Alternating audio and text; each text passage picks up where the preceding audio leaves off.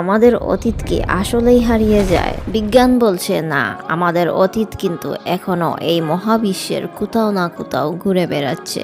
আমরা যখনই কোনো কিছু দেখি, আসলে আমরা সেই জিনিসটা থেকে আসা আলো বা ফুটন কণা দেখতে পাই। আর আলোর একটা নির্দিষ্ট গতি আছে, প্রতি সেকেন্ডে প্রায় 3 লক্ষ কিলোমিটার। এর মানে হলো আপনি যখনই আয়নায় নিজেকে দেখছেন, আপনি কিন্তু আপনার বর্তমান রূপ দেখছেন না।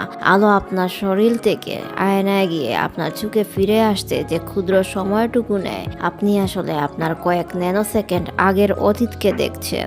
একইভাবে সূর্য থেকে আলো পৃথিবীতে আসতে সময় নেয় 8 মিনিট, অর্থাৎ আমরা আকাশের যে সূর্যটাকে দেখি সেটা কিন্তু 8 মিনিট আগের সূর্য। আর রাতের আকাশে যে তারাগুলো দেখি সেগুলো তো আরো অনেক পুরনো। কোনো তারার আলো আমাদের কাছে পৌঁছাতে হাজার হাজার বছর সময় লেগেছে। মানে সেই তারাটা এখন আর আছে কিনা তাও আমরা জানি না।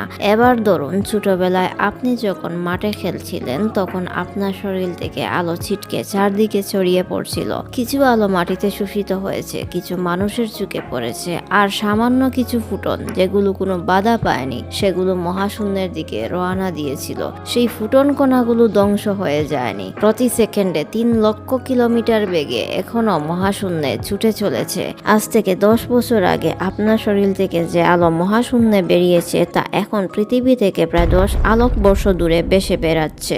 আপনি যদি সেই পুরনো ফুটনগুলোর কাছে পৌঁছাতে পারতেন এবং ছড়িয়ে পড়া ফুটনগুলোকে কোহেরেন্টলি একত্রিত করতে পারতেন, তাহলে আপনি সত্যিই অতীতের সেই দিনগুলো দেখতে পারতেন। মহাকাশের দূরের বস্তু দেখার ক্ষেত্রে জ্যোতির্বিজ্ঞানীরা ঠিক এই নীতিটি ব্যবহার করেন। দূরবর্তী গ্যালাক্সি যত দূরে, তার আলো আমাদের কাছে পৌঁছাতে তত বেশি সময় নেয়। তাই শক্তিশালী টেলিস্কোপ দিয়ে আমরা যখন মহাকাশের দিকে তাকাই, আমরা আসলে মহাবিশ্বের অতীতকে দেখি। হাবল বা জেমস ওয়েব স্পেস টেলিস্কোপ দিয়ে আমরা এভাবে কোটি কোটি বছর আগের গ্যালাক্সির ছবি দেখতে পাচ্ছি। কিন্তু আপনি কি সেম ভাবে আপনার পাস্ট লাইফ দেখতে পারবেন?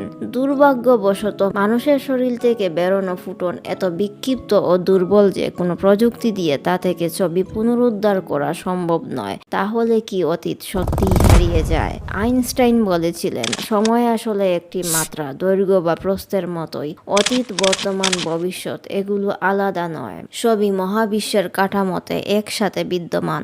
আপনার জন্মের দিনটা, আপনার ছোটবেলার সেই মাঠ, হারিয়ে যাওয়া মানুষগুলো সবই স্পেস টাইমের কোথাও না কোথাও এখনো আছে। তাই চোখ দিয়ে আমরা আমাদের অতীতকে হয়তো আর ছুঁতে পারবো না, কিন্তু মহাবিশ্বের নিয়মে আপনি, আমি এবং আমাদের প্রতিটা স্মৃতি এই স্পেস টাইমের ক্যানভাসে চিরকাল জীবন্ত।